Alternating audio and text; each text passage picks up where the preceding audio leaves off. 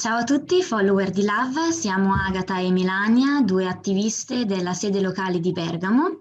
Eccoci per una nuova intervista. Quest'oggi abbiamo il privilegio di avere in collegamento la dottoressa Melanie Joy, in diretta da Berlino. Melanie è una nota psicologa sociale e attivista per i diritti degli animali, divenuta celebre per aver coniato il termine carnismo e la teoria ad esso legata. Tra i suoi molti libri ricordiamo Perché amiamo i cani, mangiamo i maiali e indossiamo le mucche, che nel 2020 ha compiuto 10 anni dalla sua prima pubblicazione. Oggi avremo quindi l'occasione di parlare con lei di alcune questioni particolarmente interessanti riguardo lo stile di vita vegan. E dopo questa breve introduzione lascio la parola a Melania e a Melanie. Hi Melanie, first and foremost, let me take some time to thank you for joining us today on this interview. It is an absolute privilege for us all to talk with you, since barely do we know how busy your timetable must be. Thank you. Thank you for having me. And it's really a pleasure to connect with you guys. I know you're doing great work there in Italy, and it's an honor to be able to support you in the work you're doing. Thank you. Today, we'd like to talk with you about a few different topics, all related to your works. So let's begin with the first question. Vorremmo far sì che il nostro pubblico la possa conoscere meglio, per cui qual è stata la ragione principale per cui si è avvicinata al movimento vegan e ha poi deciso di dedicarsi all'attivismo come parte integrante della sua carriera? To begin with, we would like our public to get to know something more about you. Could you please tell us what are the main reasons that spurred you on not only becoming vegan, but also advocating veganism? Sure. Like many people in the United States where I grew up, and in many places in the world, I grew up with a dog who I loved, and I also grew up as a person who cared about animals. I would never want to cause animals to suffer, of course, especially when that suffering was, completely unnecessary. I also, like most people, grew up eating meat and eggs and dairy. And for much of my life, I never thought about how strange it was that I could pet my dog while I ate a pork chop. A pork chop that had once been an animal who was at least as intelligent and sensitive or sentient as my dog. Do you want me to pause so you can translate right away? Or do you want me to? We will translate it afterwards. Okay. And so what happened was that one day when I was 23 years old in 1989, I ate a hamburger that was contaminated with a dangerous bacteria. And I got very sick and I ended up in the hospital. And after that day, I never wanted to eat meat again. So I became a vegetarian sort of by accident. And I started learning about how to cook for myself and how to eat a vegetarian diet. And I also inevitably encountered information about animal agriculture and, about what happens to the animals and the environment, and also, to humans who eat animal products. And what I learned absolutely shocked and horrified me. I could not believe how serious this problem was. I couldn't believe the extent of the animal suffering or environmental degradation, or what was happening to my body. So, but what shocked me in some ways even more was that nobody I talked to about what I learned was willing to hear what I had to say. They always said something like, "Don't tell me that, you'll ruin my meal," or they'd call me a crazy vegan hippie propagandist.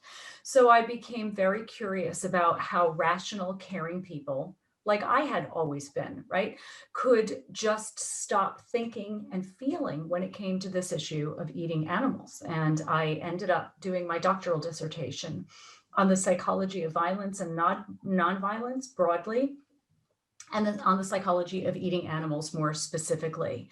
And so that's really what led me to do the work that I do today, is that I came to recognize how so many people their core values of compassion and justice without realizing what they're doing, by contributing to the unnecessary slaughter of non-human animals, and by contributing to a system, a broader system that is causing tremendous harm in the world beyond just harm to animals. Most people would choose to say no to this system if they really understood what the system is and how it affects them psychologically. Tell you more about the system to raise awareness for people about this system so they can make their food choices more freely, because without awareness, there is no free choice. Una delle ragioni per cui è diventata tanto famosa è dovuta al fatto di aver coniato il termine carnismo. Potrebbe spiegarci brevemente che cosa si intende con questa parola?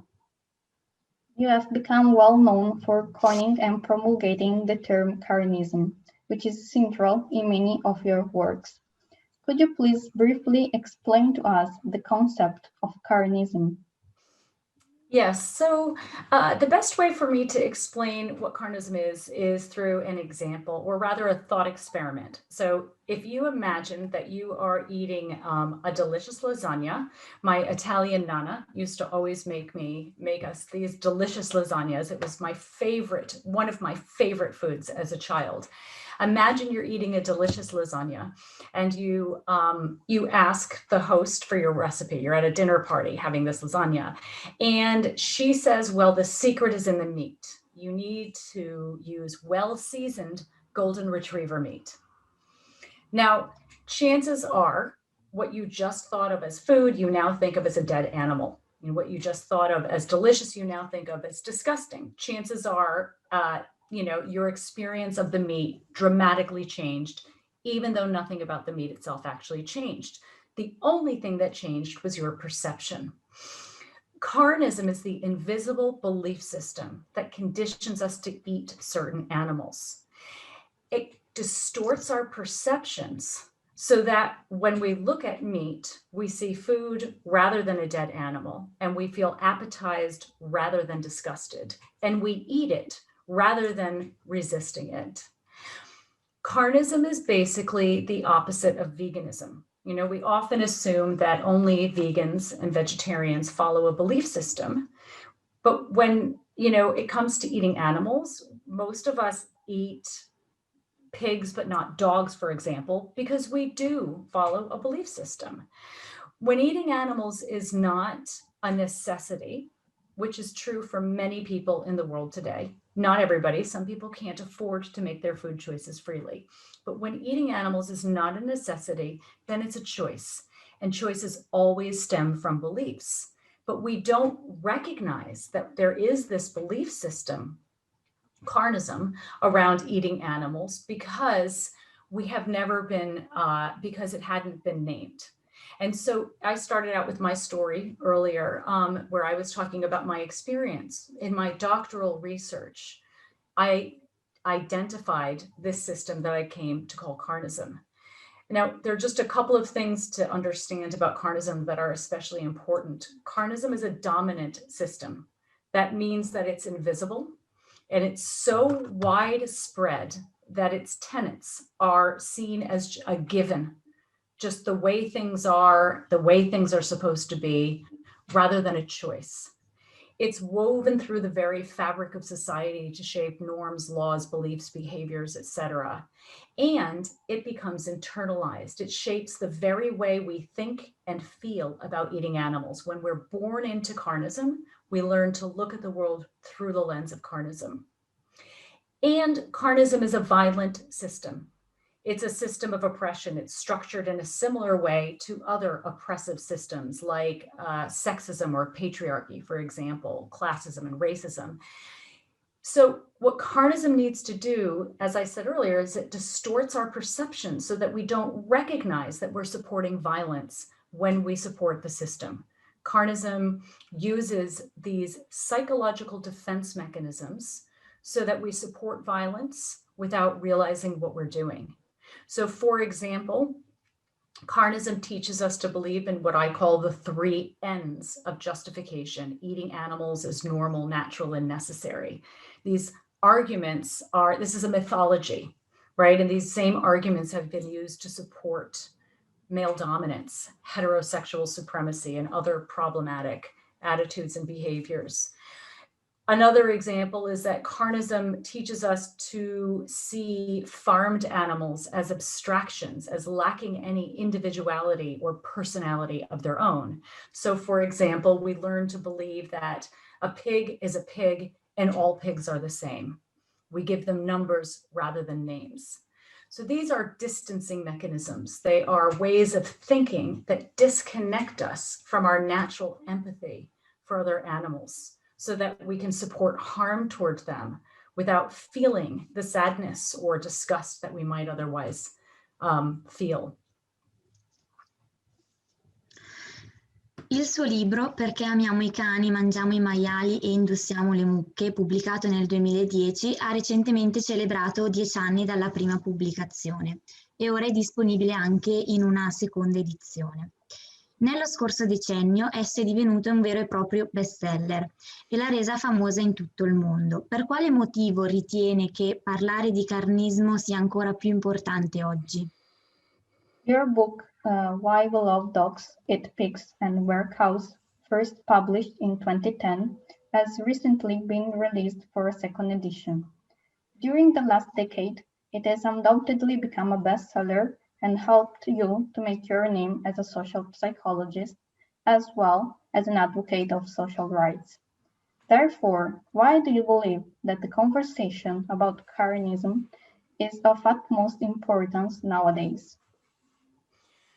Well, you know, my publisher decided to re-release the book, and I wrote an updated version of Why We Love Dogs, Eat Pigs and Wear Cows, because a lot has changed in the past decade, right? So awareness of the catastrophic consequences of animal agriculture has really increased significantly.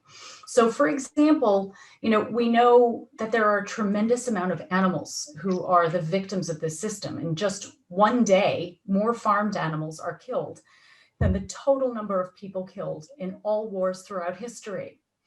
The United Nations has pointed out that animal agriculture is one of the most significant contributors to some of the most serious environmental problems today, not the least of which is climate change. And of course, there's a growing body of literature demonstrating the dangers of an animal-based or a carnistic diet, as well as the benefits of a plant-based or a vegan diet. And we know that animal agriculture, specifically factory farms and wet markets, is a leading driver of pandemics and of threats to public health. On top of all of this, in the past decade, awareness of veganism has grown tremendously, as has the availability of and the acceptability as well of plant-based or vegan foods. So it's the combination of more awareness and easier access to vegan options. And that has, I believe, made many people more morally or ethically uncomfortable with the idea of eating animals. It's harder to justify this behavior.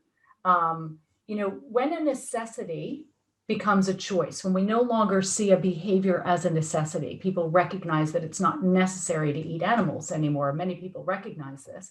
When a necessity becomes a choice, it takes on an ethical dimension that it didn't have in quite the same way before.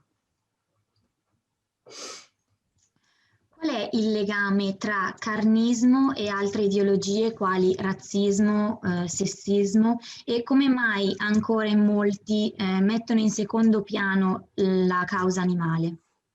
Why is the term carnism similar to other isms such as sexism and racism? And moreover, why do people often turn a blind eye to animal rights activism compared to other types of activism? Yeah, well, people often turn a blind eye to other types of activism as well. You know, as we can see, racism has been a systemic atrocity for many, many years, and only recently has it begun to get the level of attention it deserves. And even now, it still isn't receiving the level of attention it needs. So that said, the animal rights movement is a younger movement than other kinds of social justice movements. So the concept to many people of animal rights is newer than the concept of human rights. Carnism is, I said earlier, it is similar to other isms like patriarchy or sexism and classism and racism and so on and so forth. It is the system of carnism is structurally similar. All of these systems are systems of oppression. Now, although the experience of each set of victims of these oppressive systems will always be unique, the systems themselves are structurally similar, and most importantly, they all reflect the very same mentality. The mentality that enables us to carry out harm against certain human groups is the same mentality that enables us to carry out harm against certain non-human groups or non-human animals in general. This mentality is based on the belief in a hierarchy of moral worth. This is the belief that certain individuals or groups are more worthy of moral consideration, of being treated with respect than others. I wrote about this mentality and the systems that it gives birth to and reflects in my recent book called Powerarchy. You can learn more about this if you're interested at powerarchy.org. Cosa potrebbero fare tutti coloro interessati a ridurre la propria partecipazione al carnismo in modo tale da sensibilizzare le persone riguardo la causa animalista? E inoltre lei cosa consiglia a coloro che si impegnano costantemente per risolvere il problema dell'ingiustizia nei confronti degli animali? Can people who want to reduce their participation in carnism do on a daily basis in order to raise awareness about animal rights? And to cut a long story short, what do you suggest to those who want to become a part of a solution of the problem that is carnism in terms either of individuals or animal rights activists? Well, I think awareness raising is really key. Carnism loses a lot of its power psychologically when we become aware of it, when we specifically become aware of these carnistic defense mechanisms. So awareness raising is key. People who are interested in more information can come to carnism.org. We have a lot of awareness raising materials there, raising your own awareness and raising awareness of others. So it's not just raising awareness of animal agriculture, but of the mentality that supports animal agriculture. It's also important to, if you're not already vegan, to consider to become a vegan ally, what I call a vegan ally. A vegan ally is a person who's not yet fully vegan themselves, but they are nevertheless a supporter of veganism and of vegans. Many vegans, understandably, yet inaccurately or incorrectly, assume that either a person is vegan and they're part of the solution, or they're not vegan and they're part of the problem. And this way of thinking prevents many, many people, about 99% of the global population, from supporting a cause that needs all the help it can get. So I really encourage people to, if you're not vegan, to become a vegan ally. And if you are vegan, to ask others, invite others to become a vegan ally. A vegan ally uses their influence in whatever way they can to help transform carnism. So maybe this is a reporter for a newspaper who writes stories about veganism and carnism. Maybe this is the parent of a teenager who is vegan, who makes sure that their vegan teenager is supported and empowered and treated with respect. Maybe this is a philanthropist who donates to vegan organizations to help them do the important outreach they're doing. There are many ways to be a vegan ally. I also recommend that everybody try to be as vegan as possible. Nobody can be more vegan than what's possible for them. I recommend that when vegans invite other people into the movement or to change their lifestyle, they ask people to be as vegan as possible. How vegan can you make each meal? This is, it's much easier for people to consider doing. It is also a respectful way to ask people to change because, as I said, nobody can be more vegan than what's possible for them. And frankly, if everyone in the world were as vegan as possible, the world would be vegan pretty quickly. Sì. Come ultima domanda, molti spesso si sentono scoraggiati dal fatto che il messaggio vegan non sia ancora stato diffuso abbastanza ampiamente, nonostante di anno in anno stia raggiungendo un numero sempre maggiore di persone. Perciò, secondo lei, per raggiungere la liberazione animale, come potrebbe essere organizzato il cambiamento? To conclude, many may feel discouraged by the fact that the vegan message is still not accepted enough, even though it's spreading at an extremely rapid pace. Thus, we'd like to know how, in your opinion, could the change be organized in order to achieve, hopefully, the animal liberation? Yeah, well, first of all, for people who are already aware of the atrocity that is carnism and the meta or broader atrocity that is speciesism, it makes sense to feel frustrated and it makes sense to feel sad. These are normal emotional responses when you are awake to what's happening to the animals in the world and what's happening in general in the world. It's also important not to feel despair. Despair is the opposite of hope. Despair is the Achilles heel of many social justice movements. Without hope, it's very hard to continue to work toward liberation, and it's very hard to work toward liberation with the kind of energy and impact that we need and want to be able to bring into the world. So I would say, number one, it's important to remember that there's reason to be hopeful. There's reason to feel frustrated, of course, because we know what's happening in the world. And it's also true that the vegan movement is growing, as you point out, at a very, very fast rate all over the world. Consciousness is changing tremendously. So even though we have a lot of work to do, the trajectory or the direction of growth of the movement is very clear. I've been to over 50 countries talking about this issue with people in positions of leadership, and there has not been one single exception to people saying that the movement is mushrooming in the countries that I'm in. So there's really reason to be hopeful. I believe there are things, really key things that we can do to speed up the process of our activism.